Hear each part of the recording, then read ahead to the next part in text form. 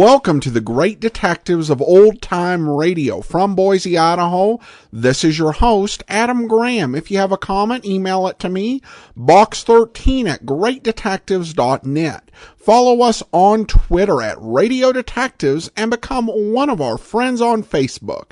Facebook.com/Radio Detectives. Today's program is brought to you in part by the financial support of our listeners, and you can support the program on a one-time basis at support.greatdetectives.net. And I want to thank our latest Patreon supporter at the rookie level of $2 or more per month. Welcome aboard, Chad. And you can support the program on an ongoing basis at support.greatdetectives.net. Now it's time for today's episode of Richard Diamond, Private Detective. The original air date, February the 9th, 1951. And this is The Blue Serge Suit.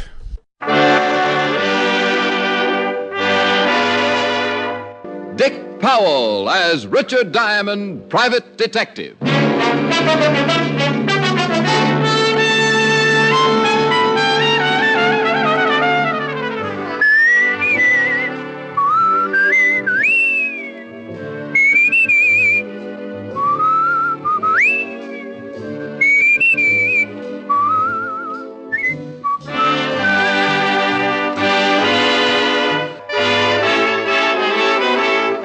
Here transcribed is Richard Diamond, Private Detective, starring Dick Powell.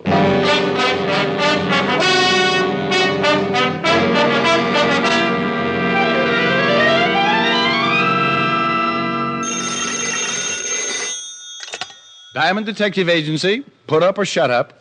Hi. Oh, hi, Helen. You busy? Oh, like a hibernating bear. No business? I've seen more action in a bankrupt turtle farm. Oh, things can't be that bad. I'm even getting an echo in here. Rick. Really? Listen. Hello? Hello? See? Rick, was that really an echo? Oh, wait a minute. Hey, my girl wants to know if you're really an echo. I beg your pardon. Honey, I'll call you back. This echo has a man with it. Bye. Bye. Can I help you, sir? I am looking for Mr. Richard Diamond. Why? Now, that's an extremely unique question. I want to sell him 10 tons of pig iron. Well, I'm very sorry, but I made a New Year's resolution that I wouldn't build another battleship until I paid up my bill at the automat. My name is Barr, David Barr. Now, if you'll stop talking like a television comedian, I would like to discuss a business arrangement. Well, my name is Diamond, Richard Diamond.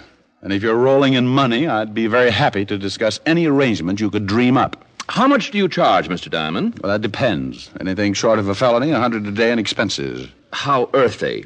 Well, it keeps my ribs from showing. Have you ever heard of me, Mr. Diamond? Well, I have a feeling this may lose me a quick sale, but very frankly, Mr. Barr... No matter, I can see by your clothes that your wardrobe must be fashioned exclusively by popular mechanics. No. Well, okay, we've kicked it around. It's been fun, but I'm beginning to get winded. What do you want to see me for, Mr. Barr? I want you to guard my store. Store? Yes, I have the most fashionable men's haberdashery and tailoring business on Madison Avenue. And you want it guarded? Perhaps I should give you some background concerning the disgusting incidents that led me to your, office.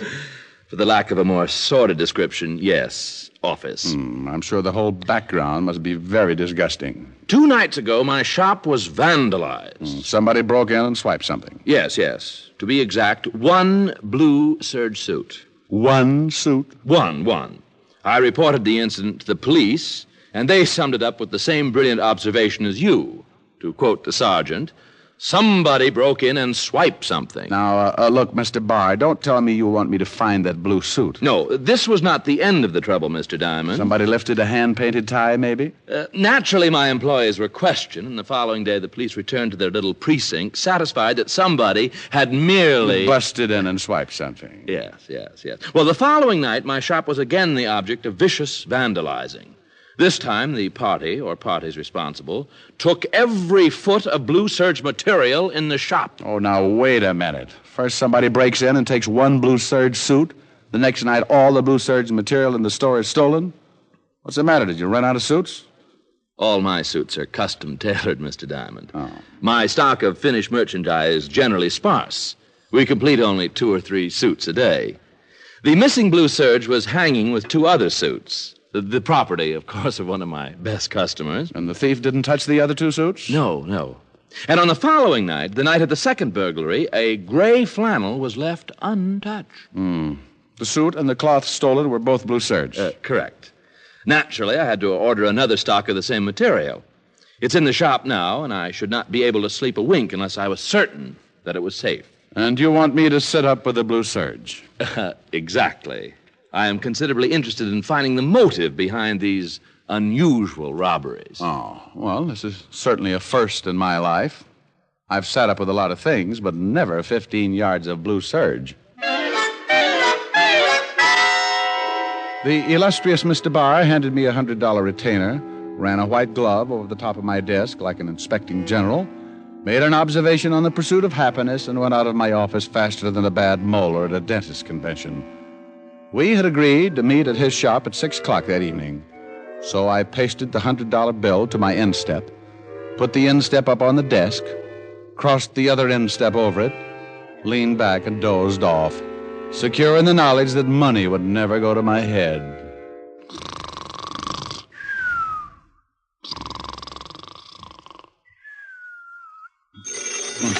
Yeah? Mr. Diamond, this is Mr. Barr. Oh, yeah. Well, it isn't 6, is it? It's 4:35. Mr. Diamond, am I correct in assuming that the moment you grabbed that $100, you became a member of my employ? Well, you're correct. $100 worth. Then please come immediately to number 6 Park Avenue. Something's happened, and I feel a complete breakdown coming on.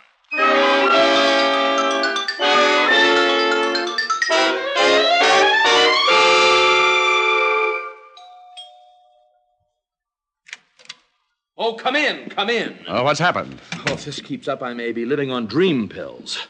I've been eating them like peanuts. Well, maybe if you gave me a hint. I have been robbed. Well, didn't we go through this thing in Here, I've been robbed here in my apartment. What? I came home, took a bath, went in to get dressed, opened my wardrobe, and to my complete horror, found 3. My only 3 blue serge suits were missing. Oh, no. A potent reaction. Oh, no.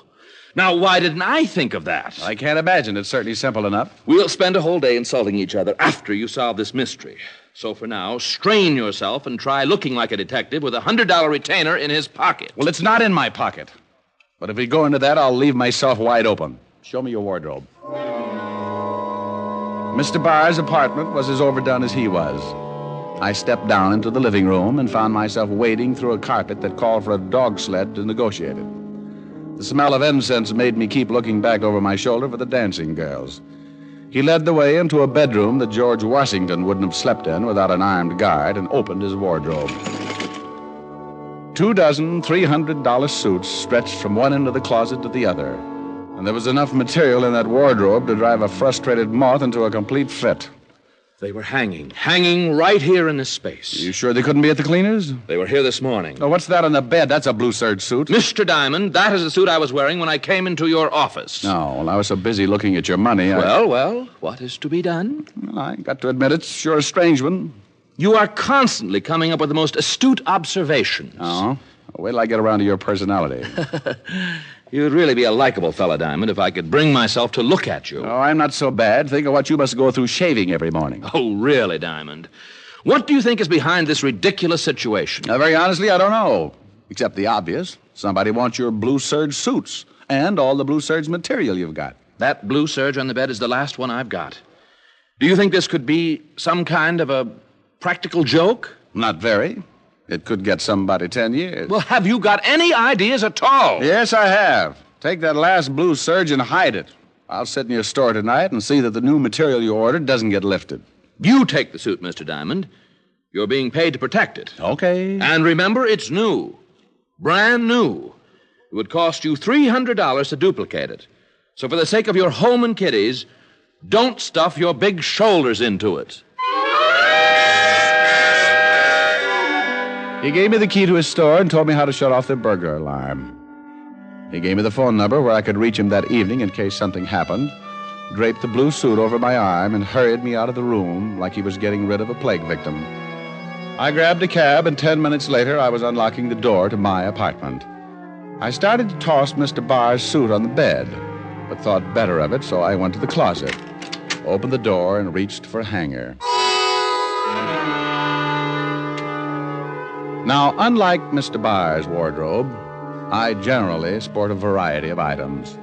A couple of sport coats, a few old Letterman sweaters to fill up the space, 4 pair of slacks, and usually, mind you, I say usually, 2 suits.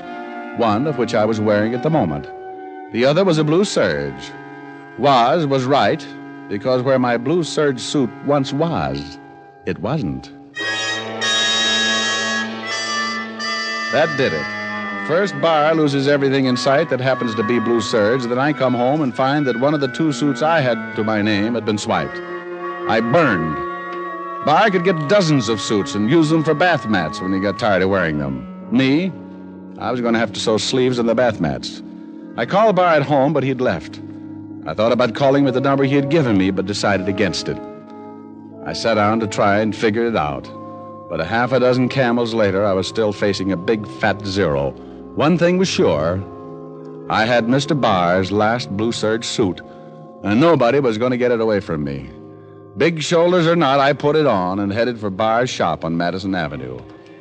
I never made it. Hold it. Hey, what is this? Well, I'm only considering it because he's got a gun in my back. Walked under that sedan by the curb. Well, I get car sick. You heard him. Oh, fellas, I haven't been well. Doctor recommends lots of walking. Told me to stay away from cars. Move! Oh, now look. You heard him. Yeah, I heard him. Would I be nosy if I asked? Yeah, you would be very nosy. How about you, friend? You heard him. Get in the back. Look, can I interest you boys in a deal? My secret decoder and my ray gun, if you'll only... They were both big boys, and they both had big guns. One of them slugged me with one of the big guns, and my head swelled up to match the whole ugly situation. I went down and out faster than a left fielder trying to steal home with a Charlie horse, and they rolled me into the car. We drove for a long time, me lying on the floor of the back seat, trying to bring myself back to a conscious way of thinking. Finally, I snapped out of it, and they let me sit up and take a look around. We were on a lonely stretch of road, and although the car was green, not black, and didn't look anything like a hearse, I had a gloomy feeling that we were heading for a funeral. Get out. Now, look. You heard him. Okay.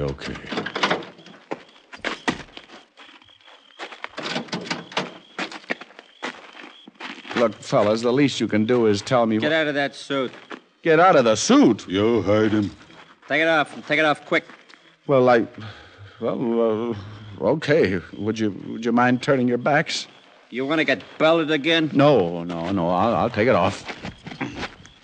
Take the coat, Hunts. Yeah, Hunts. Here. Now the pants. Come on. Oh, all right. But it's cold. I'm getting goosebumps. Hand him the pants. There you are, Hunts. Oh, so you're the guys who've been after the blue serge suits. Walk him off the road, Hunts.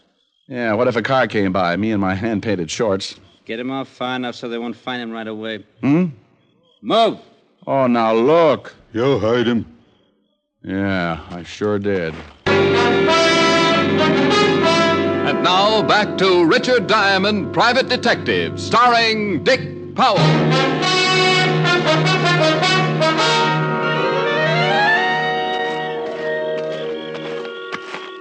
I kept walking with Hunts right behind me, his big gun pointed to the middle of my back. I could stand losing my clothes, but I'd grown to enjoy my life. So I decided I'd have to get that gun away from Hunts somehow. We were 50 yards from the road when I tried it. Give me that gun! Come on, give it to me! I guess you didn't hear what I said. Hunts had tried his best to put a hold on me, but like most guys who think they've got a sure thing, he forgot a small item called luck. In this case, all of it on my side. I left him lying on his face in the moonlight and headed back for the car. But the other gunsel evidently saw my white shorts bounding over the landscape and decided it was time to leave. I tried a shot at him and then went back to find Hunts and borrow a pair of pants. Sometimes when things happen that fast, a guy gets careless. Now, I'd figured Hunts, being wounded, would be in the same spot I left him. But when I got back to the spot, the one-sentence killer was nowhere in sight. Somewhere in the distance, I heard a branch snap, so I knew that Hunts was on his way back home. I was getting too cold in my undies to start chasing him, so I went back to the road and walked until I spotted a house. Any other time, I would have considered carefully before walking up to a front door, attired only in my underwear. Thank goodness they weren't blue serge. I figured I could say I was a cross-country runner with a bad sense of direction. I rang the doorbell and waited. Yes? Could I use your phone?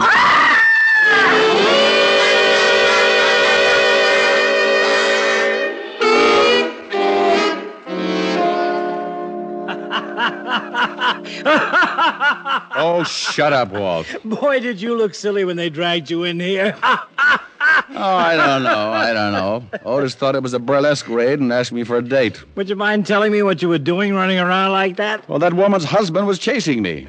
What did you think I was doing? Well, you can't blame the old man for chasing you. You scared his wife right out of her wig. Now, why don't you tell me what this is all about? Because I don't know. Well, how'd you lose your clothes? Let me make a phone call and I'll tell you all about it. I put in a call to David Barr and asked him to meet me at the store. Then I briefed Walt on everything up to date. Walt said, "Are you nuts?" And I left before I had to lie.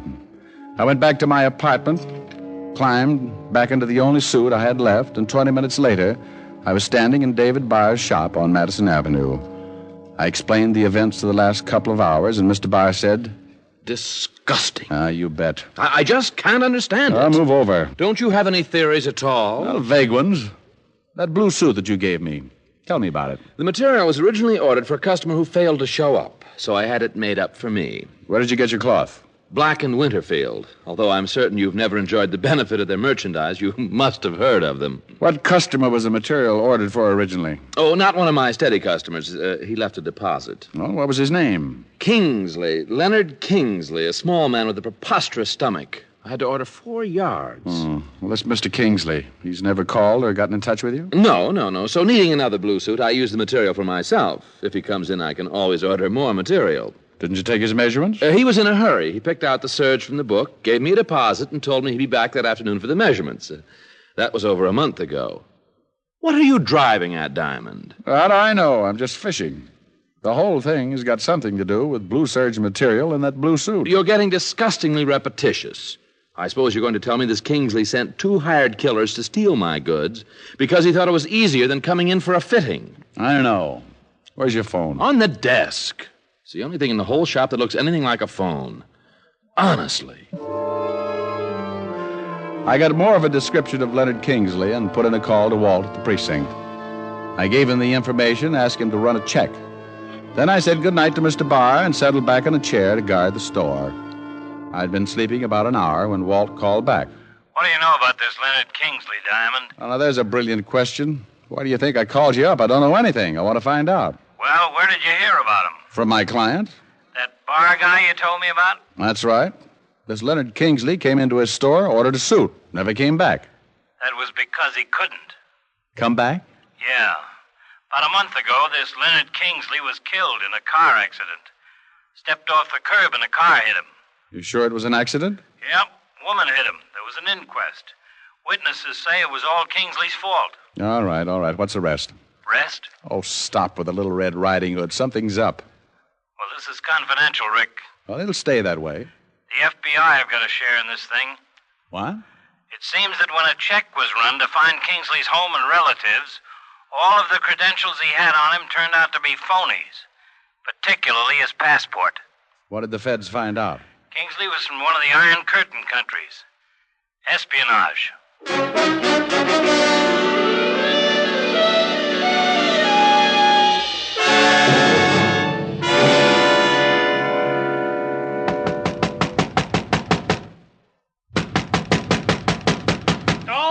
All right. Well, Paul Revere with a shoulder holster. I want some answers, Mr. Barr. How many customers can you remember who came into your shop and ordered only one suit in the last year? Half a dozen. How many never came back after they got the one suit? Well, what's the matter? That's peculiar. Everyone I can remember, and they're comparatively easy because most of my customers are steady. Go on. What about these single customers? Every one of them ordered a blue Serge. And you got all the material from Black and Winterfield? Yes.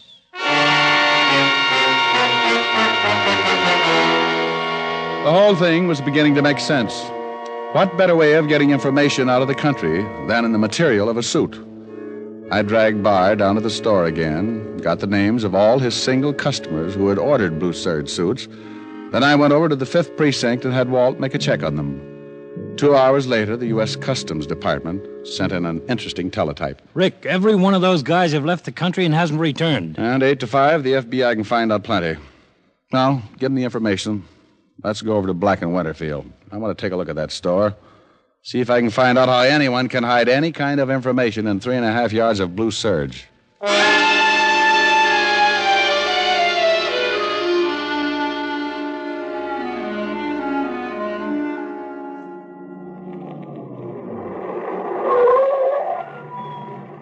There it is. Dark. Yep, come on. What do you think you're going to do? Well, we're going in that store and take a look around. You can't do that. Not without a warrant. All right, Fatty, just so you won't disgrace that lovely badge, I'll go in first, and you can come in and arrest me for breaking and entering. Now, Rick, you wait a minute. Walt, they know I got away. We can't wait. Hey. What's the matter? What are you looking at? That car in the alley. What about it?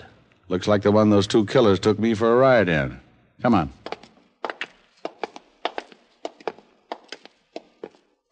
Well? Looks like it. Wait a minute. I took a shot at it, and maybe I can... Wait, I'll light a match. Uh-huh. Yes, sir. Here it is. Nice little bullet hole. Well, I'll be... I think one of my little headhunters is in that building. Still want to get a warrant? Let's go. How are we going to get in? Oh, you'll figure something out. You're really a second-story man at heart. Rick, wait a minute. What is it? Look at this. Isn't that blood? Huh. Looks like both of them are here. Leads right in that door.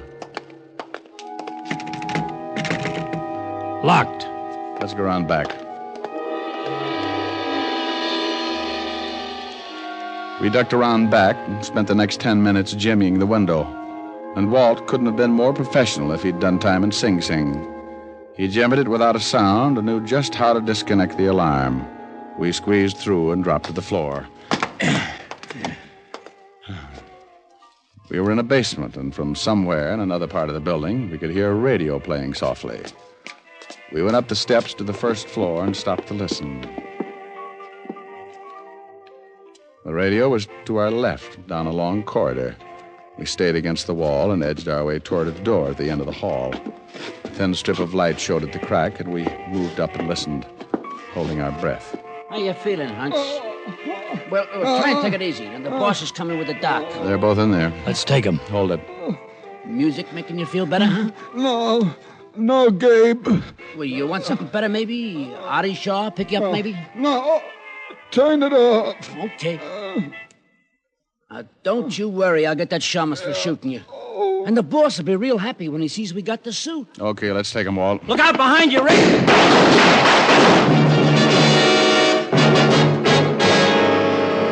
It all happened so fast there wasn't any time to think. Suddenly, there were two men standing behind us in the hall. By the time the smoke cleared, both of them were down, and Walt and I were shaking like a hula dancer with a hot foot. Then, before we could catch our breath, Gabe came running out. I'll get him, Rick! No, I'll get him. You go in and take care of the wounded one. Walt went in after Hunts, and I took off after the other. I caught him just as he dove through the front door. Hold it! Okay. I'm bleeding.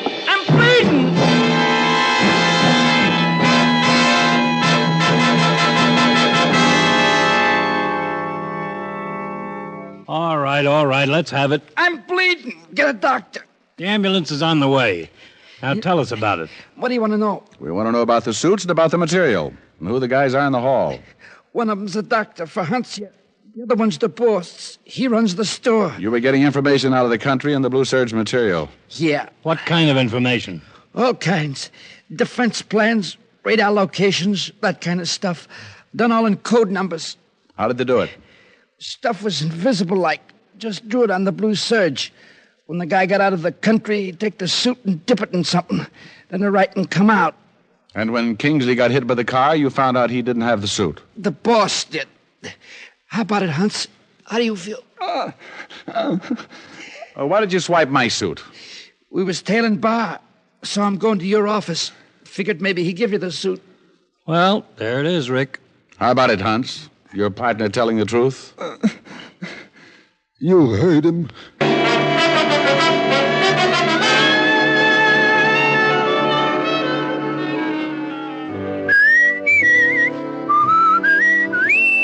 Dick Powell can soon be seen in his new RKO picture, Cry Danger. Tonight's adventure of Richard Diamond was written by Blake Edwards with music by Frank Worth. Our director is Helen Mack. Featured in the cast were Virginia Gregg, Wilms Herbert, and Arthur Q. Bryan. Listen next week for another exciting transcribed adventure of Richard Diamond, starring Dick Powell. This is Your FBI. The official broadcast from the files of the FBI follows immediately. Stay tuned. This program came to you from Hollywood. This is the American Broadcasting Company.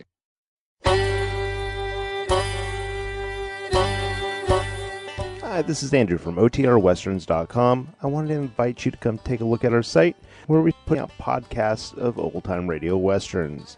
Check us out at OTRWesterns.com. You're listening to The Great Detectives of Old Time Radio with Adam Graham. Now let's get back into the show.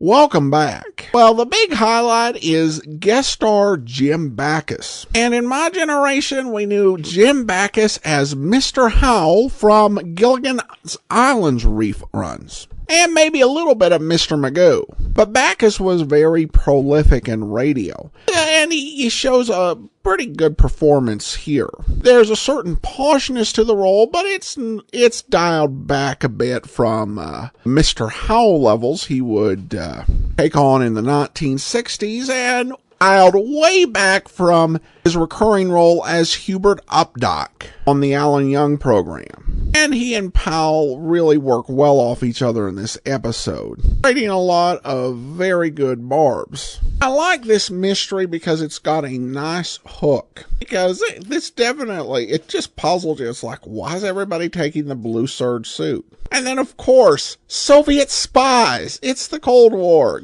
Good standby solution. So overall, I really enjoyed this one. All right, listener comments and feedback now. And now we turn to some feedback on The Judge. Listeners judging The Judge. David said, I really like the idea of a crime-solving retired judge, but this could have been better. In addition to the issues you mentioned, this had one of the weaker criminal plots we've heard in a while. Apparently, the villain's entire scheme depended on the civic-minded stepmother being convicted, when there was absolutely no evidence against her and practically no motive for her to commit the crime. Even the police were onto the more obvious red herring of the jilted girlfriend. I'd definitely be curious to hear if it improved with further episodes, though. Definitely a good question. John Dana always great in whatever he does. Tim writes regarding The Judge, I waited for the credits on The Judge, expecting to hear it with a Hummer's production. It had all the hallmarks. Cardboard stereotype characters. Every adjective was superlative. The best, the wisest, the smartest. Characters referred to each other by their full names. The ladies' leadership in the reform movement was mentioned 4 times. And the entire plot was summarized in excruciating detail after every commercial break. What a surprise to hear that this was the Gunsmoke production team. Norm MacDonald, John Meston, Georgia Ellis, and even the music directors. If your dates are correct, this was early in their careers. Interesting comment on that point, Tim, and it may be a case of what people were interested in, because the Hummer programs, say what you will about them, and people have over the years, were very, very successful in terms of the ratings they drew, the money they made, and how long they lasted on the air. So it's logical that people might try to imitate them, just as Hollywood often tries to imitate previous works today. thankfully, they went on to some other things that suited them better. Mark writes in, Adam, it was fun hearing Paladin again for the first time since Andrew played out all his Have Gun Will Travel episodes. I found it very interesting, and maybe you noticed that the public service announcement on that show mentioned getting ready for tax time on April 15th, or March 15th. Had you picked up on that? Yeah, I had. I think I've mentioned it a couple of times, and pretty much listening to old-time radio, you kind of get numb to it. That back in the golden age of radio, for most of it, tax time was March 15th, not April 15th like we're used to. So, yeah, that is a good catch, but that also was one of the very interesting things about this period.